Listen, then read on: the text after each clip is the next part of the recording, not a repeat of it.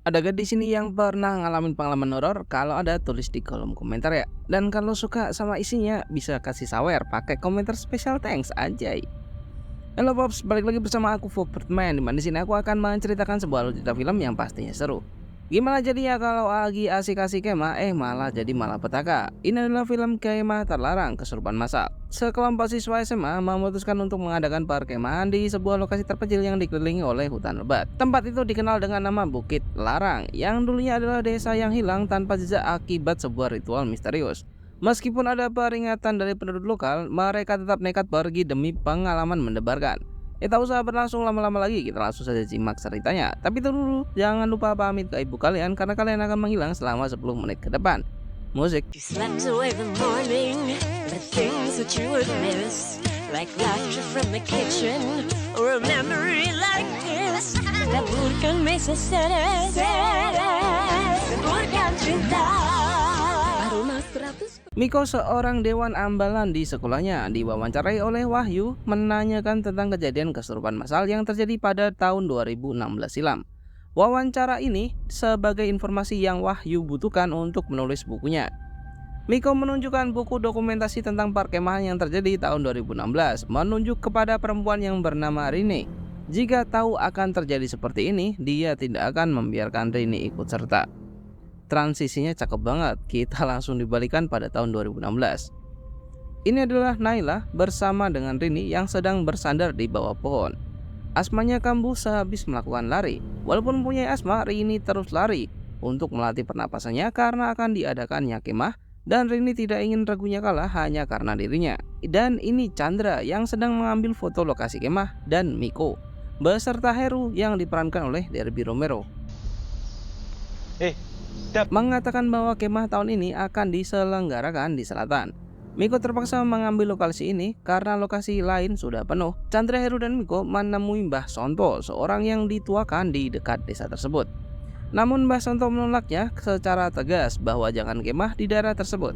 Bahkan sudah meminta ditutup agar tidak menjadi area kemah, namun malah berselisih dengan perhutani.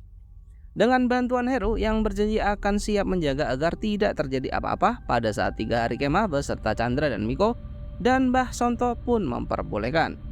Miko dan panitia menjelaskan lokasi yang akan digunakan untuk perkemahan, berlokasi di Wonoalus, Yogyakarta. Selama panitia menjelaskan, Naila browsing di Google tentang lokasi tersebut dan mendapati banyak sekali berita negatif, serta pernah terjadi kesurupan massal pada tahun 2004 hingga warga setempat menutupnya. Keesokan harinya, salah satu panitia cewek ngeselin ini ngomelin Rini karena membawa obat-obatan. Hanya karena ada UKS, dia meminta Rini untuk tidak membawa obat-obatannya ke kemah karena menurutnya nggak penting. Sebelum pulang, para siswa diminta untuk gladi resik pementasan drama. Heru di sini sebagai narator ketika adegan di mana Miko akan menusuk Roro Putri. Kiki yang memainkan peran Roro Putri tiba-tiba mimisan dan harus dibawa ke UKS. Miko memberhentikan latihan dan melanjutkannya besok hari. Di sini Heru melihat daftar para anak drama dengan tanggal lahir, dia melihatnya dalam penanggalan Jawa. Untuk mencocokkan dengan peran, weton adalah hari kelahiran seseorang yang didasarkan pada perhitungan kalender Jawa. Melihat weton Kiki dan Rini sama, Heru memintanya untuk menggantikan Kiki memerankan Roro Putri, atau sebagai pengganti jaga-jaga kalau Kiki tidak bisa melanjutkan perannya. Wetonnya pas selain Kiki, itu kamu. Nih, kamu kenapa sih murung banget dari tadi? Sebelum kemah berlangsung, dengan bantuan Mbah Sonto membacakan doa-doa agar diberikan keselamatan kepada para siswa-siswa yang akan mengadakan kemah di sini. Memasukkan beberapa sajen. Sajen atau sesajen adalah persembahan berupa makanan, bunga duka, dan benda-benda lain yang dilakukan dalam upacara adat atau keagamaan. Sajen merupakan bentuk penghormatan dan rasa bersyukur kepada leluhur. Membungkuskan dengan kain dan menguburnya, meminta satu lokasi yang jangan sampai ada kegiatan di lokasi tersebut. Meminta juga sajen yang sudah dikubur jangan sampai dibongkar. Tiba-tiba Miko melihat ada sosok perempuan dari pandangannya, mengikutinya, namun Mbah Sonto melarang Miko agar tidak mengikutinya. Mereka bermalam di sana. Di tengah malam, Miko dibangunkan dengan suara-suara aneh dalam hutan dan mencari asal suara tersebut. Dikagetkan dengan Mbah Sonto yang berada di belakangnya, mengatakan bahwa mereka telah diterima di sini dan berdoa agar acaranya lancar tanpa ada halangan. Terlihat ada tangan yang membongkar tanah sajen dan menaburkan beras dan menguburnya kembali.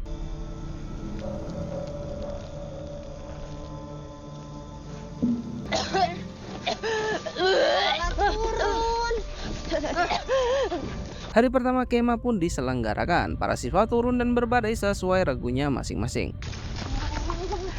Ya, Le. Hati-hati ya. Ketika melewati jembatan, Rini terhenti dan merenung terdiam melihat area bawah sungai yang membuat barisannya terhenti. Setelah sampai di lokasi, para siswa berbaris sesuai regunya masing-masing dengan arahan Miko memimpin berdoa agar diberikan kelancaran dan keselamatan selama acara berlangsung. Saat berdoa memejamkan mata, Rini dihampiri oleh sosok wanita itu lagi yang membuatnya kaget dan langsung terjatuh. Rin. Di dalam tenda, Rini menghisap inhaler, alat bantu pernapasan untuk penderita asma. Dihampiri oleh Naila menanyakan apa yang dilihatnya, namun Rini enggan menjawab. Dari luar tenda, Kiki menghampiri Rini untuk memberikan pakaian Roro Putri. Karakter Kiki di sini dibuat menjengkelkan dan tidak begitu suka terhadap Rini. Lydia memasang papan di pohon yang melarang agar tidak mendirikan tenda di lokasi ini. Melihat sosok wanita caper di hadapannya, mengikutinya dan melihat ada tenda kuning yang seharusnya di area tersebut. Area dekat Sendang. Sendang adalah kolam atau kubangan air yang berasal dari mata air alami. Sendang memiliki nilai budaya dan spiritual yang tinggi sehingga masyarakat setempat seperti menganggapnya sebagai tempat yang sakral. Lydia melihat isi tenda yang kosong seketika di luar menjadi kusut dan malam hari, dan seperti kembali ke masa lalu memanggil Miko menggunakan HT. Namun bukan Miko yang menjawab, melainkan suara perempuan bersenandung dan lalu menyuruh mereka untuk pergi. Rini pun demikian mendengarkan suara senandung perempuan dari tenda dan menghampirinya. Namun belum sampai membukanya, Naila menyuruh bergegas untuk kumpul makan siang. Miko bertemu dengan Lydia yang lari dari arah Sendang, menceritakan bahwa ada yang aneh di Sendang dan suara dari HT menyuruhnya untuk pergi. Miko menyarankan agar dia kembali dan tidak menceritakannya kepada siapa-siapa. Ketika di Sendang, Miko dikejutkan dengan kedatangan ular hitam yang akan menyerangnya. Namun dengan pisaunya, ular tersebut ditebas hingga kembali ke lobi. Namun ular itu malah menghilang. Dalam permainan, regu Rini mengalami kekalahan yang beruntun dibanding regu lain. Bukan menyalahkan, regu Rini menyemangatinya agar tidak down. Rini pergi ke kamar mandi untuk membasuh mukanya. Melihat Kiki dan gengnya juga menuju kamar mandi, Rini bersembunyi di dalamnya. Sekarang nih, aku karena anak pindahan itu orang selevel. Kiki akan mengganti pembalutnya di dalam. Dua temannya yang di luar menggosip tentang hubungan Rini dan Miko. Setelah mengganti pembalutnya, dengan santai dia membuang bekas pembalut di depan kamar mandi dan berlalu pergi. Jangan ditiru ya. Ketika akan beranjak pergi, Rini mendengar ada orang yang masuk ke dalam bilik kamar mandi dan suara tangisan. Namun ketika dibukanya, kamar mandi itu kosong. Rini yang merasa aneh bergegas pergi, dikagetkan dengan sosok perempuan cantik dalam pantulan kaca. Melihat ada cincin yang jatuh di lantai, bermaksud mengambilnya, Rini malah dipatok ular hitam yang tiba-tiba keluar dari kamar mandi. Kini permainan lomba lari, Rini yang udah berlatih sangat keras melaju kencang dan memenangkan regunya. Di sini Chandra mempunyai job desk dokumentasi, jadi dia membawa kamera sepanjang waktu. Melihat ada yang aneh, dia melihat fotonya dan melihat sosok wajah perempuan yang berada di samping Rini yang sedang berlari. Dikagetkan oleh Lydia datang dan bercerita tentang Sendang, berkata bahwa itu hanya halusinasi karena kecapean. Miko memberikan vitamin kepada Lydia. Heru datang di perkemahan menghampiri Sendang beserta Miko yang bercerita keadaan sebelumnya. Menaburi beras kuning itu merupakan suruhan dari Heru yang katanya untuk menjaga acara. Kono, tak susul. Deshan. Setelah Miko balik ke acara, Heru membacakan sebuah bacaan-bacaan yang akhirnya membuat dirinya memuntahkan beras kuning. Ketika acara semapur, para regu diminta untuk menebak kode dari arahan semapur yang akan diinstruksikan oleh Mada. Namun tiba-tiba Mada kesurupan dan kodenya yang diarahkan oleh semapur bertuliskan dendam, darah, tangis. Mada mulai hilang akal dan akan terjun ke bawah. Itu mbak-mbak di belakang malah teriak, turun Mada, turun Mada. Ditolongin mbak, bukan disuruh, udah tahu mau loncat. Aneh.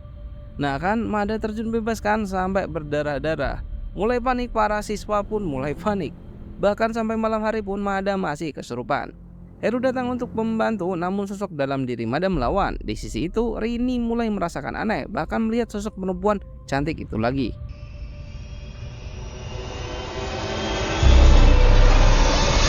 Berlalu pergi dengan alasan pusing dan balik ke tenda. Di dalam tenda ya udah pasti sosok perempuan itu nyamperin Rini.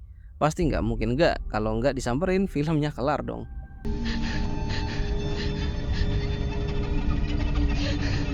Karena ketakutan, Rini masuk ke dalam sleeping bag yang ternyata perempuan itu sudah berada di dalamnya.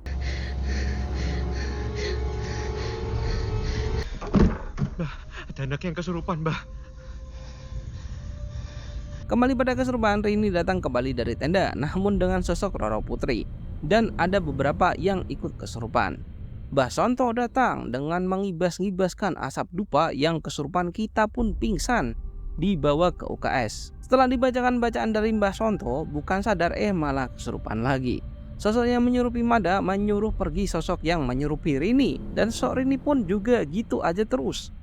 Mbah Sonto meminta agar yang kesurupan cepat dibawa pergi dari tempat ini. Dalam kondisi hujan besar, tiba-tiba jembatan yang akan mereka lewati roboh dan Mbah Sonto kembali meminta warga untuk memperbaikinya. Karena jembatan tersebut akses satu-satunya keluar hutan. Mbah Sonto merasa bahwa ada yang telah membongkar sajen hingga menimbulkan kekacauan ini. Heru meminta penjaga UKS pergi agar digantikan dengannya. Lagi-lagi Heru membacakan mantra-mantra dari kertasnya dan menaburi beras kuning di tubuh Mada. Dan tiba-tiba langsung terbangun.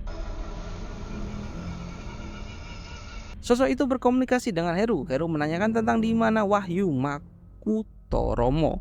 Sosok itu menjawab bahwa salah satu dari mereka telah dipegang. Apa jangan-jangan cincin itu ya yang disendang? Meminta untuk membawa anak itu ke Sendang dan Wahyu itu akan datang. Rini yang masih disurupi sosok Roro Putri disuruh Lydia agar makan. Namun Rini menolak dan berkata bahwa biasanya ketika dia makan harus ada hiburannya. Lydia malah ngata-ngatain, "Lu tuh siapa?" Ketika Lydia pergi, tiba-tiba dia tersandung dan tubuhnya bergerak sendiri dan mulai menari di hadapan Rini. Wis tiba titik wancinde. Bersujud di hadapannya meminta ampun. Heru langsung datang dan menyadarkannya kembali. Menyuruh untuk semua murid kembali ke tenda dan datang lagi jam 12 untuk jurit malam. Naila kebangun karena kebelet dan meminta Rini untuk menemaninya ke kamar mandi. Di kamar mandi tiba-tiba lagi-lagi ular itu datang dan mengagetkan Naila. Keluar dari kamar mandi, namun datangnya Rini sang petualang, adiknya Panji ini pasti. Seperti pawang ular, Rini menjinakkan ular tersebut. Naila kebingungan atas tingkah Rini yang diam saja dari tadi. Ya lagian kayak gitu nggak sadar, aneh. Sosok Roro Putri yang ada di dalam Rini berbicara bahwa ular atau sawer itu merupakan pertanda bahwa tempat itu merupakan tempat yang dijaga bumi lapis 7. Yang tidak boleh ada manusia menghuninya, dan berkata bahwa ada orang jahat di antara kalian, fix Heru sih. Di dalam tenda panitia berusaha untuk menghentikan acara, namun karena hasutan Heru mereka nurut dan tetap melanjutkan acaranya. Jalannya jauh, sampai sekarang aja belum balik. Yang ada Salah satu panitia, Vena, yang melihat adegan di belakang Mada yang terjun bebas marah kepada Miko karena masih meneruskan acara ini. Miko keluar tenda dan menaburi beras kuning di sekitarnya, yang tiba-tiba dilihatkanlah sosok Rini yang tengah kebingungan. Miko pun menghampirinya. Setelah dicek di tenda, Rini baik-baik saja dan sedang tertidur. Bro, kenapa sih pada nggak sadar? Oh, mungkin di kejadian aslinya perubahan sifat Rini nggak begitu kelihatan, makanya biasa-biasa aja. Ini yang nonton kelihatan jelas perubahan Rini, masa nggak ada yang sadar sih? Chandra yang memimpin jalannya jurit malam mendengar suara-suara aneh seperti langkah orang berlari. Karena semua mata ditutup, jadi hanya Chandra saja yang melihat ada sosok pria hitam dengan pakaian seperti suku Jawa dan menyuruh regunya untuk bergegas jalan. Namun Rini tertinggal dan menghilang. Naila, Kurang siji, Con. Piye? Hah? Kurang siji. Rono. Rin, Naila yang mencoba mencarinya malah ketemu sama sosok permen. Jujur, serem sih visualnya. Dalam pencariannya, Chandra melihat Heru yang sedang bertapa di Sendang. Badannya dililit oleh ular besar, mengadukannya kepada Miko. Kita kembali pada Naila yang kini kesurupan dan meminta kain kafan. Naila dibawa di pendopo dan dibalut dengan selendang yang dikenakan layaknya kain kafan. Bukan malah tenang, satu persatu murid-murid malah kesurupan.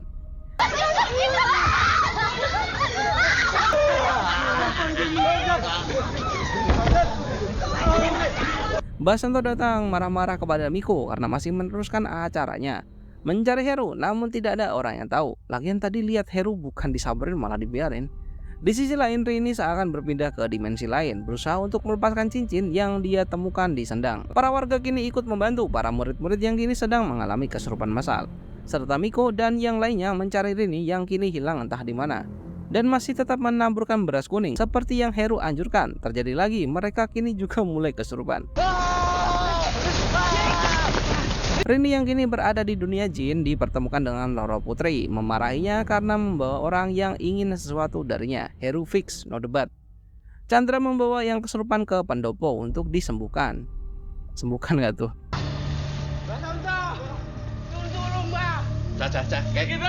Mbak Sonto masih menanyakan keberadaan Heru. Chandra menceritakan apa yang dilihatnya semalam tentang Heru yang berada di sendang dan dililit ular besar, dan segera menuju ke sana beserta Chandra. Ternyata beras kuning itu merupakan sebuah surat undangan untuk jin-jin yang ada di tempat ini, karena akan ada persembahan.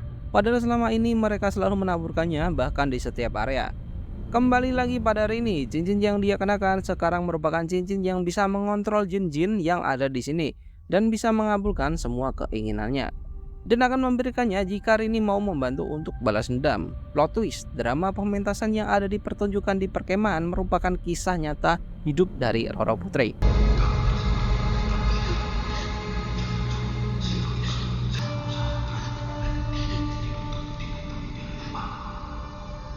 Heru dengan ritualnya mampu masuk ke dalam dunia jin, tempat di mana Roro Putri bersemayam. Heru menawarkan penukaran untuk meminta wahyu. Penukaran yang dimaksud Heru adalah pementasan tentang cerita hidup Roro Putri yang asli, agar Rini selamat, yang bahkan Mbah Sonto saja tidak berani untuk melakukan hal itu.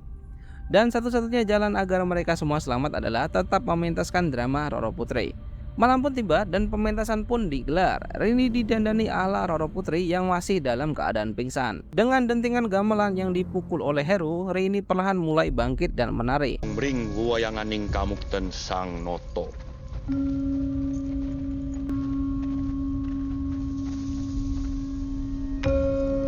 Pementasan pun berlangsung dengan para pemainnya yang kini sudah dirasuki oleh pemeran asli yang sedang mereka perankan.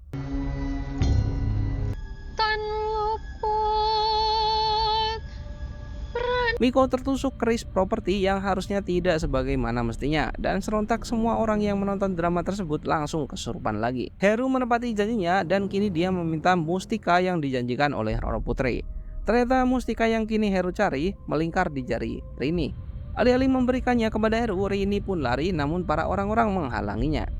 Rini melempar cincin itu di kobaran api unggun di depannya. Api padam dan asapnya membuat orang-orang yang tadinya kesurupan menjadi pingsan. Sosok Roro Putri pun muncul memberikan petuah kepada Rini dan berkata bahwa dia akan selalu menjaganya seperti dia menjaga Roro Putri, dan berpelukan yang akhirnya lenyap menjadi asap.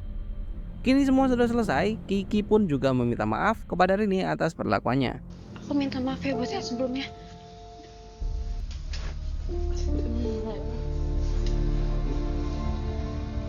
Dengan doa-doa dari Mbah Sonto, para murid satu persatu diberikan bacaan untuk mengusir bala.